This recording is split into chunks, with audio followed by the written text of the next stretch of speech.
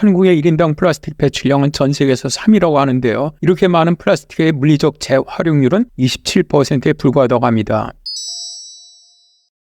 올해 6월 5일은 세계 환경의 날로 유엔이 선정한 주제는 플라스틱 오염 퇴치였습니다. 그런데 플라스틱 오염 퇴치는 2년 전에 환경의 날 주제였거든요. 2년 만에 다시 플라스틱 오염이 선정된 것은 그만큼 플라스틱 오염이 심각하다는 뜻이겠죠.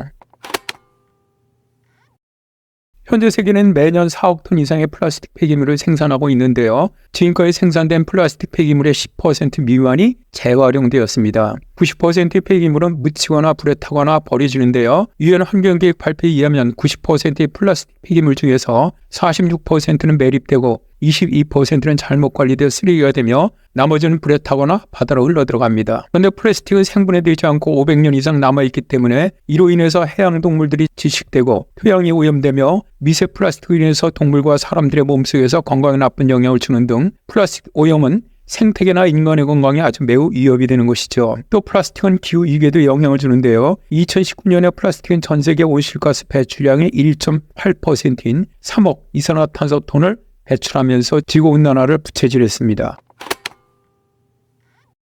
그린피스에 따르면 한국의 1인당 플라스틱 배출량은 전 세계에서 3위라고 하는데요. 이렇게 많은 플라스틱의 물리적 재활용률은 27%에 불과하다고 합니다. 그런데 국회 입법조사처가 2020년 12월에 발표한 일회용 포장재 재활용 활성화를 위한 보증금 제도 도입한 보고서에 따르면 국내 페트병 수거율은 85%에 달하지만 실제 재활용률은 10%에 불과하다고 합니다. 문제는 플라스틱의 폐기량이 앞으로 늘어날 것이라는 건데요. 올해 3월 22일에 코리아 그린피스는 충남대 장영철 교수의 플라스틱 소비에 관한 연구를 개설했습니다. 그림에서 보시는 바와 같이 2020년 플라스틱 폐기물은 427만 톤이었지만 2030년엔 647만 톤으로 급격히 증가할 것으로 예상을 했는데요. 이 양은 2010년에 비해 3.6배나 되는 어마어마한 양이 됩니다.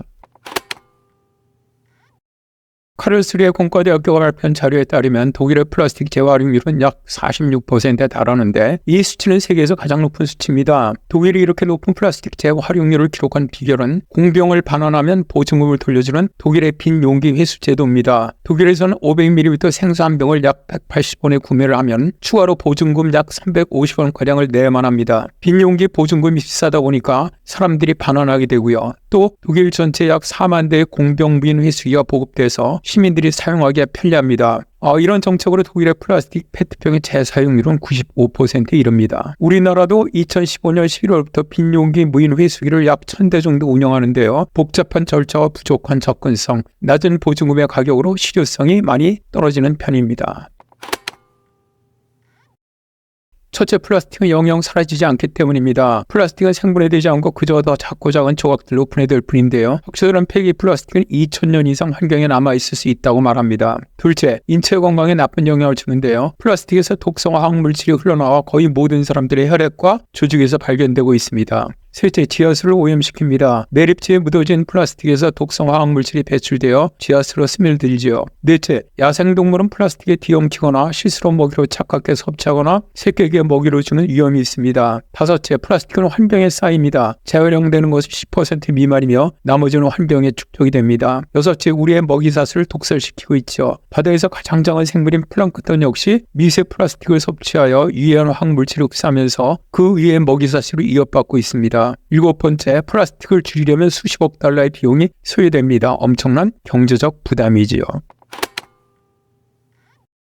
올해 11월 13일 유엔 환경기구는 케냐 나이로비에서 플라스틱 오염에 대한 법적 구속력이 있는 국제규범을 개발하기 위한 정부 간 협상위원회를 개최했는데요. 이번 회의에서 가장 중요한 것은 전 세계가 플라스틱 생산을 줄여야 한다는 겁니다. 회의에 맞춰 그린피스는 공식 유튜브를 통해 전 세계 13명의 셀럽들이 출연하는 영상 플라스틱 세계를 끝내야 합니다를 공개했는데요. 영상에는 한국의 배우인 이정재, 류준열을 포함해 제일구달 박사 등이 참여를 했죠. 배우 이정재는 국제 플라스틱 협약이 강렬하게 체결되어야 플라스틱의 시대를 끝낼 수 있습니다. 우리의 지구는 게임처럼 다시 하기 버튼이 없으니까요. 라고 말합니다. 앞으로 수명이 짧은 일회용 플라스틱을 없애야 하고요. 실질적인 재사용 시스템을 가속화하되 환경 친화적인 대안으로 전환해야만 합니다. 기업들은 새로운 기술 개발로 환경에 해롭지 않은 플라스틱을 만들었으면 하고요. 국민 개개인들은 가급적 플라스틱을 사용하지 않으려고 하는 노력을 해야겠죠.